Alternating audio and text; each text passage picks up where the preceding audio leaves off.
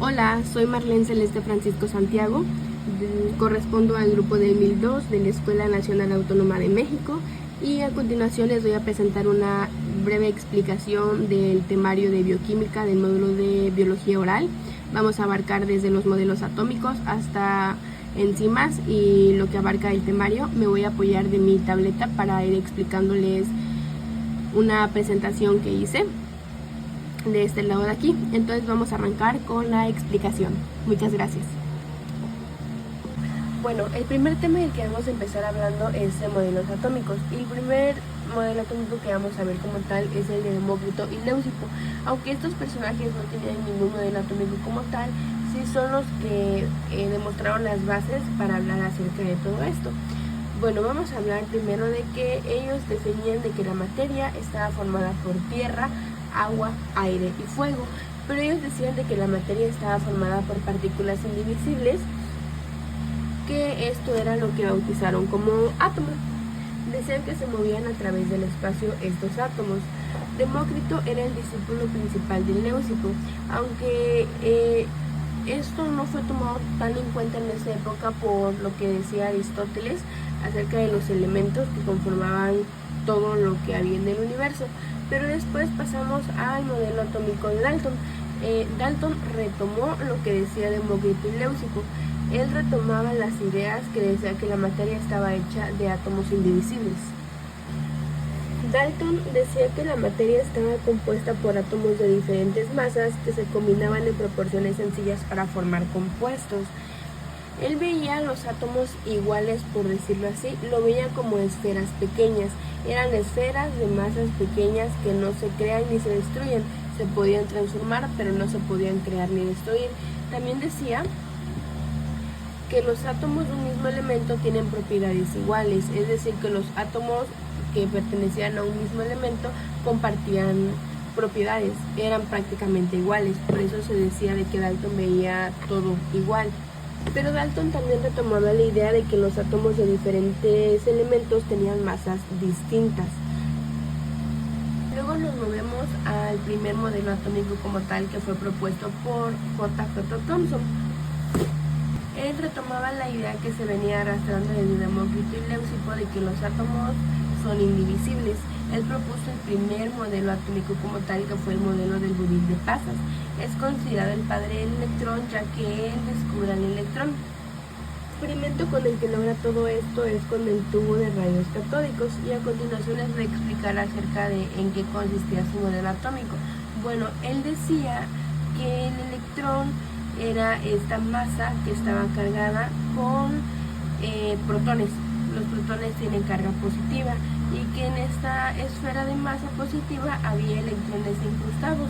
¿Cuántos electrones? No se sabía cuántos electrones había, pero sí proponía de que había muchos electrones de carga negativa incrustados en esta masa de carga positiva, y todo esto era lo que él bautizaba como un átomo. Bueno, después pasamos con el modelo planetario de Ernest Rutherford. Él proponía un núcleo en el que había protones, seguían arrastrando la idea de que en el núcleo habían protones de carga positiva y que los electrones giraban alrededor de él. Por eso él decía de que el núcleo estaba lleno de protones, pero la periferia estaba lleno de electrones, y él habla acerca de los espacios vacíos, porque los electrones al girar alrededor del núcleo pues dejaban espacios entre electrón y electrón. Mientras que el experimento que realizó Thomson fue el del tubo de rayos catódicos, el experimento que realizó Rutherford para confirmar esta teoría fue la teoría de la mina de oro. Y así seguimos avanzando hasta llegar al modelo atómico de Bohr. Bohr rescataba la idea de Rutherford hasta cierto punto, pero él decía que los electrones giraban alrededor del núcleo, sí, pero no se giraban así en desorden o como quisiera, sino que se giraban en órbitas. Estas órbitas tienen diferentes niveles energéticos, y estos niveles energéticos son los conocidos niveles energéticos de Bohr, o también llamadas órbitas de Bohr. Él explica los comportamientos de los electrones en órbitas que eran órbitas muy bien definidas. Él decía, explicaba el comportamiento de los electrones de esta forma. decía que cuando los electrones absorbían energía, estos cambiaban de órbita, pero si los electrones eran los que emitían energía, eran los que bajaban de órbita. Continuando con la explicación, vamos a pasar a hablar acerca de James Chadwick. Él como tal no propone ningún modelo atómico, pero lo que hace es que descubra el electrón y mejora el modelo de Bohr, que era el actual hasta ese entonces. Él hablaba de que los neutrones eran una masa sin carga en el núcleo. Los electrones aportaban masa, pero no aportaban energía. Por eso es que se dice que los electrones no poseen energía y que los neutrones estaban en el núcleo contrarrestando las cargas que ejercía el protón y el electrón. De hecho, mencionando acerca de esto, el electrón era la partícula subatómica que menos pesaba. El neutrón y el protón, por el contrario, eran las partículas que más pesaban. Por eso es que se encontraban en el núcleo y los electrones girando alrededor de él. Ahora vamos a hablar acerca del modelo de Schrödinger y Heisenberg. Ellos propusieron el modelo atómico actual, es el más reciente que tenemos, y ellos hablaban de que existen orbitales con distintas formas geométricas. Bohr hablaba acerca de que los electrones giraban en órbitas bien definidas y asimilaba como un modelo del sistema solar por las órbitas en las que orbitaban los electrones. Pero Schrödinger y Heisenberg hablaban de orbitales, porque sí, decían que los electrones giraban en órbitas, pero también decían de que giraban en orbitales, que eran formas bien definidas, o sea que no estaban girando así a lo loco, sino que tenían un orden de estar girando, por decirlo así. Ellos hablaban de nubes de probabilidad, decían que no se puede conocer ni saber la posición exacta en la que se encontraba un electrón. Esto es lo que se le conoció como el principio de incertidumbre de Heisenberg. O sea, ellos decían que no podía saber la posición exacta de un electrón porque los electrones estaban cambiando constantemente. Por eso se hablaba de que en lugar de un sistema solar eran zonas de probabilidad. O sea, que las órbitas no eran como tal los lugares en donde estaban a fuerza girando los electrones, sino que era una probabilidad de donde podía estar el electrón girando, y la forma de la misma manera era una probabilidad en la que esos electrones se podían encontrar, porque no se podía saber con exactitud la ubicación. Y bueno, esos fueron como los modelos atómicos desde Demócrito hasta Schrödinger y Heisenberg. Bueno, vamos a continuar hablando acerca de la antimateria. Para hablar de la antimateria hay que hablar de lo posiblemente que puede existir y de lo que no puede existir. Por ejemplo, la materia negativa no puede existir. La podemos encontrar en otro sentido, sí, pero nunca negativa.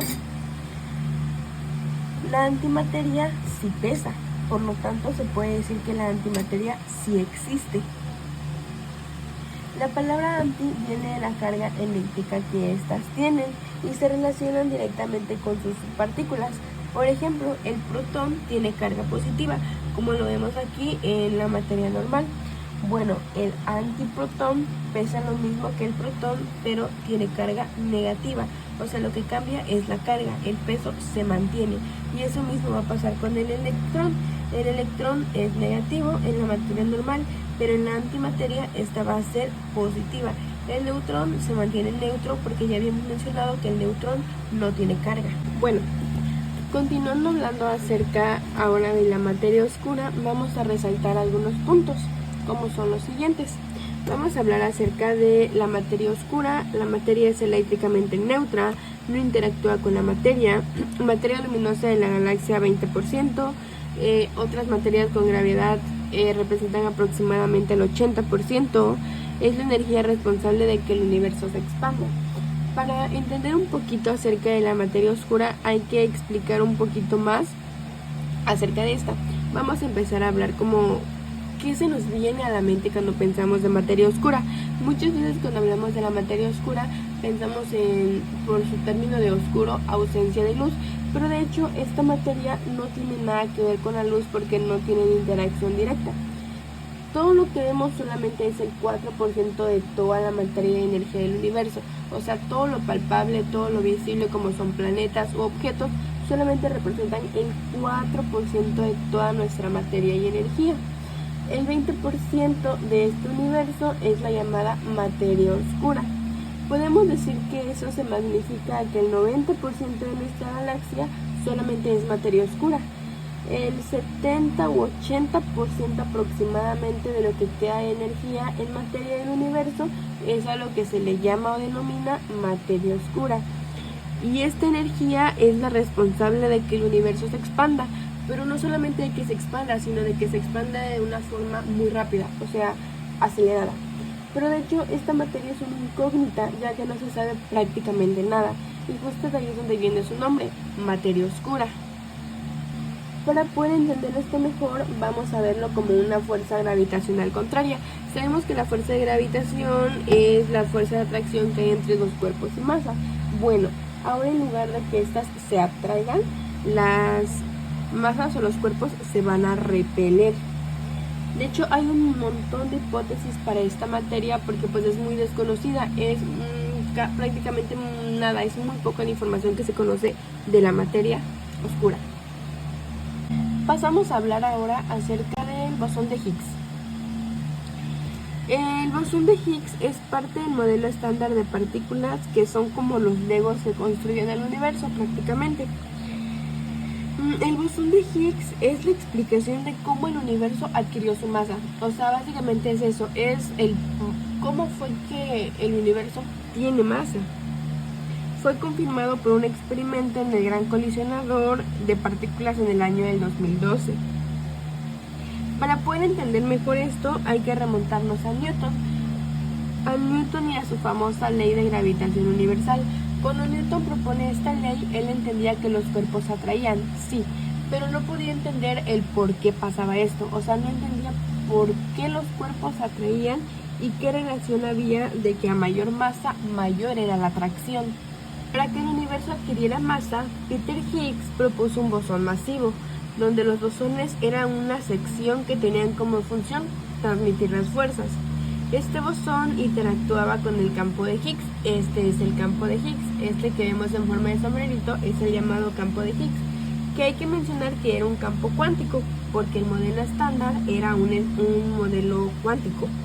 Higgs decía que si la simetría del modelo estándar se cumplía, entonces la partícula no tendría masa, pero si se rompía la masa, entonces surgiría la masa en el universo.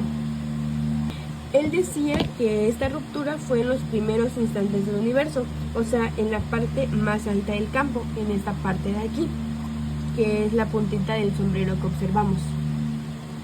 Vamos a verlo de esta manera. La partícula está en la parte más alta del campo, o sea, del sombrerito este. Y al momento de expandirse el campo, la partícula cae.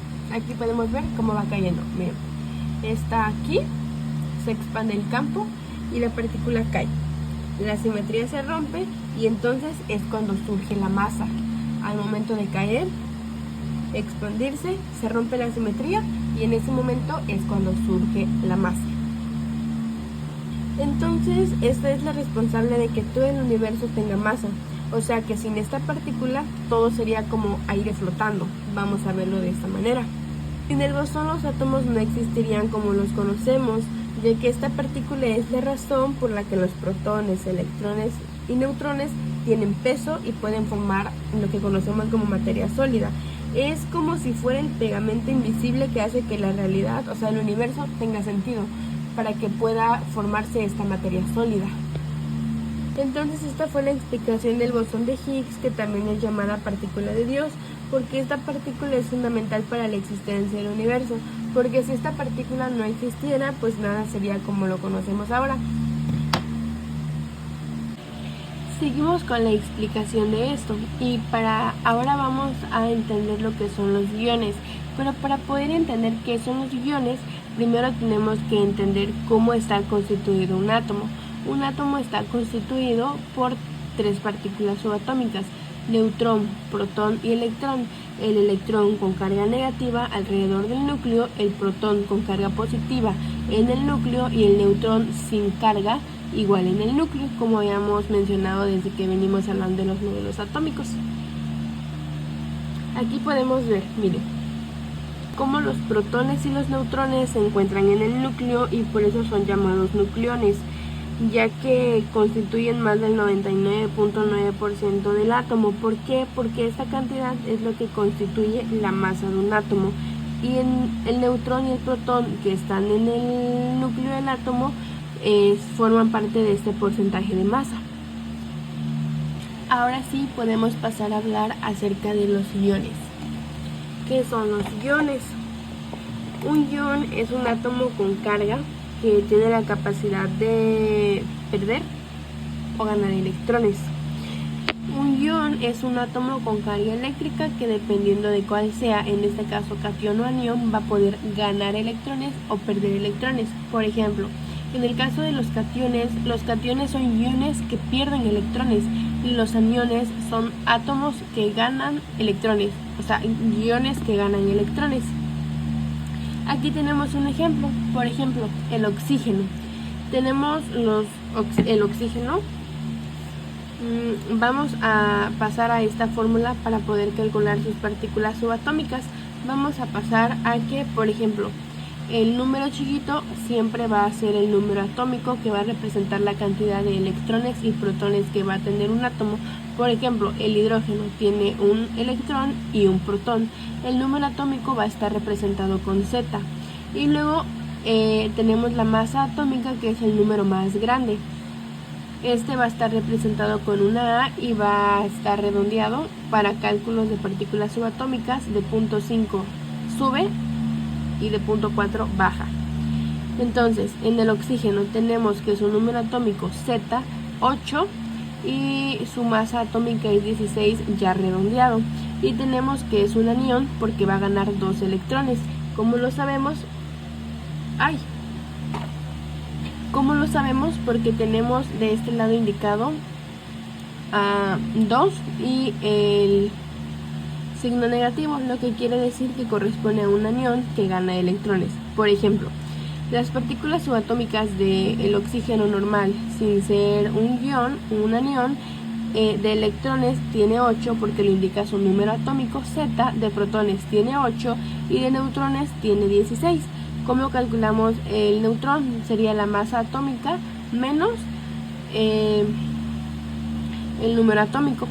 Y ahora, las partículas subatómicas, ya cuando el oxígeno gana los 2 electrones, son que los electrones son 10 porque ganó 2 electrones, y los protones y neutrones no cambian, siguen siendo el mismo. Vamos a hablar ahora de los isótopos. Los isótopos son átomos de un mismo elemento cuyos núcleos tienen una cantidad diferente de neutrones, y al cambiar los neutrones cambiamos la masa.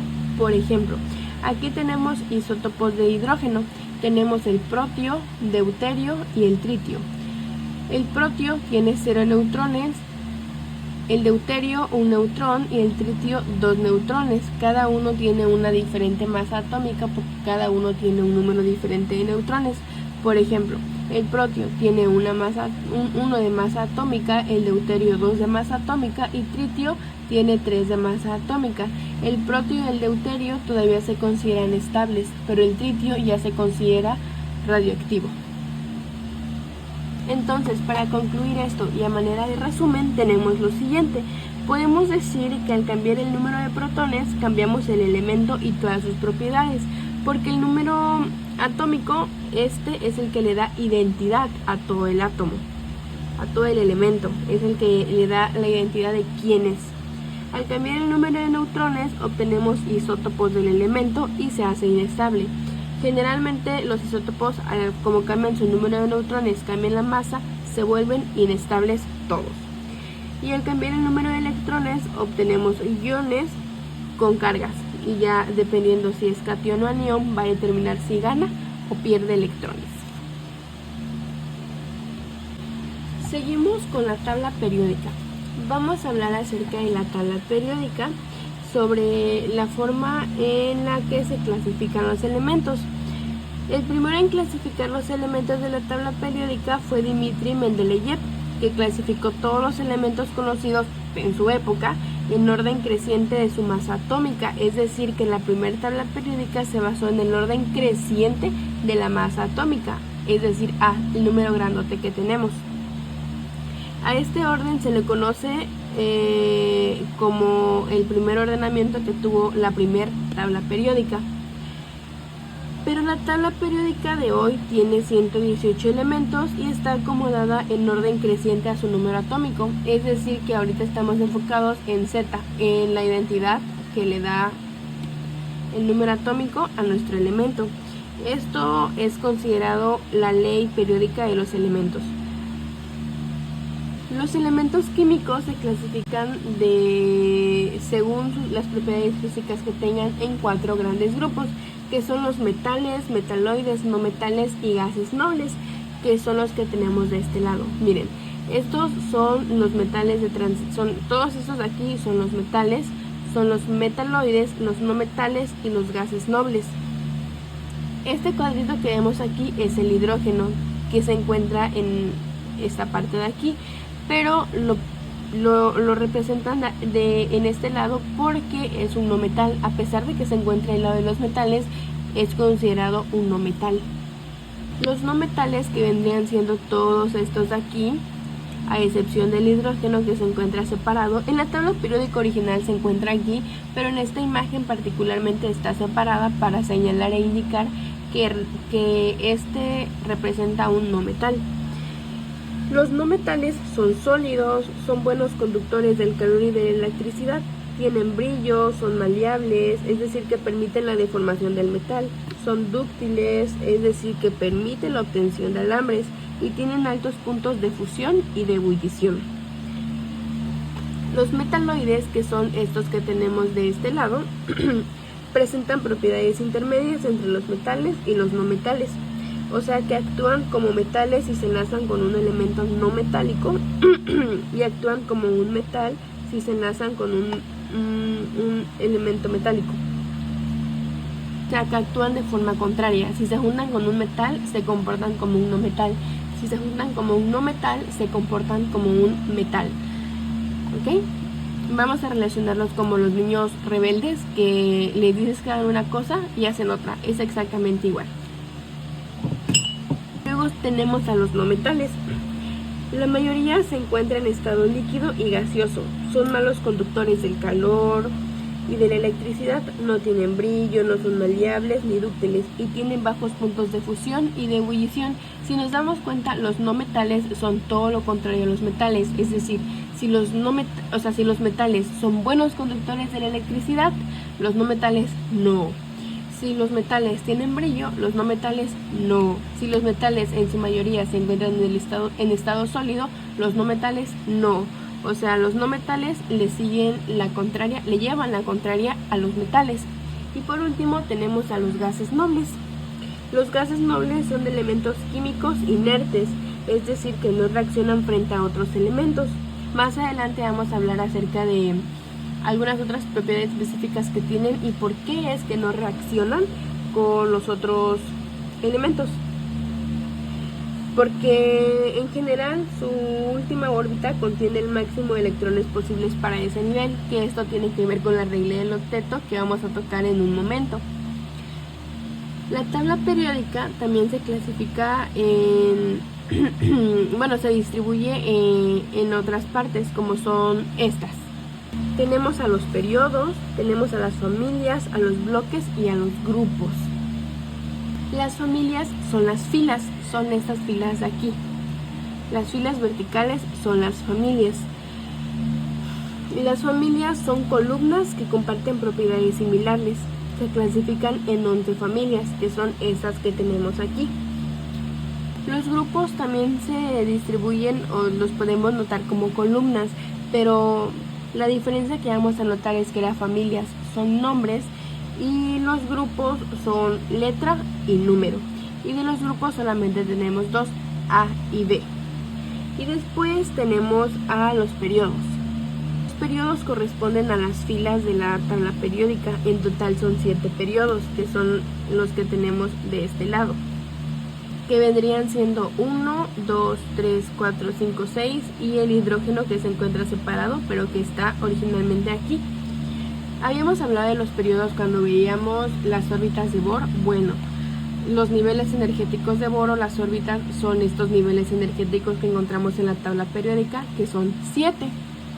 Y por último encontramos la distribución de los bloques, que vienen siendo S, P, D y F. Pero de estos no vamos a hablar tanto como de las familias, periodos y grupos. Retomando el tema de las familias, tenemos pues el nombre de las familias, que son los alcalinos tercios, los metales de transición, la familia del boro, tenemos a la familia del carbono, la familia del nitrógeno, la familia de los calcógenos, halógenos y de los gases nobles. Los gases nobles los vamos a venir trabajando aparte porque no se mezclan con ninguno de los otros elementos de las otras familias. Para clasificar a los grupos vamos a entenderlo de la siguiente manera. Tenemos dos grupos, A y B. Para poder identificar en quién es A y quién es B, vamos a guiarnos como ejemplo la altura. Por ejemplo, el A corresponde a las columnas más altas, A de alto, y el B corresponde a los metales de transición, solamente son metales. Entonces, en la distribución de la tabla periódica podemos decir que es B de bajo y comenzamos a enumerar 1A, 2A y nos pasamos acá, nos saltamos los metales tantito y pasamos 3A, grupo 4A, grupo 5A, grupo 6A y grupo 7A. Y luego retomamos con los metales 2A y ponemos 3, pero ya no es 3A, es 3B, 4B, 5B y así sucesivamente. El número que tenga el grupo va a indicar cuántos electrones tienen en su última capa. Generalmente indican eso, nos podemos guiar del número que tiene el grupo para saber cuántos electrones tiene cada elemento en su última capa, que es llamada capa de valencia, pero eso lo vamos a tocar un poquito más adelante, pero solamente como aclaración para que cuando lo mencionamos ya sepamos un poquito de contexto de qué es a lo que me estoy refiriendo. Continuamos hablando acerca de la tabla periódica y de sus elementos. En esta ocasión vamos a hablar acerca de la electronegatividad, que es una de las propiedades periódicas que hay. En palabras simples podemos decir que la electronegatividad es el poder que tiene un elemento para atraer electrones, o sea, para robarse los electrones de otro elemento y así poder formar enlaces. Vamos a relacionarlo con un tema muy fácil. Podemos decir que la electronegatividad, bueno, primero que nada vamos a asociar a los elementos como si fueran personas distribuidas en algún lugar, ¿no? Por ejemplo, en algún cuarto. La electronegatividad es qué tan guapo eres, qué tanta capacidad tienes para atraer personas. Por ejemplo, el elemento más electronegativo es el flúor. Esto se debe porque entre más arriba y más a la derecha estés, eres más electronegativo, eres más guapo y más capacidad de robar electrones y de formar enlaces tienes. Los elementos con mayor electronegatividad son el flúor, el oxígeno y el cloro. Tenemos flúor, oxígeno y cloro. Y los menos electronegativos son el francio, que los tenemos de este lado de acá. Es el francio, es el cesio, el bario y el radio.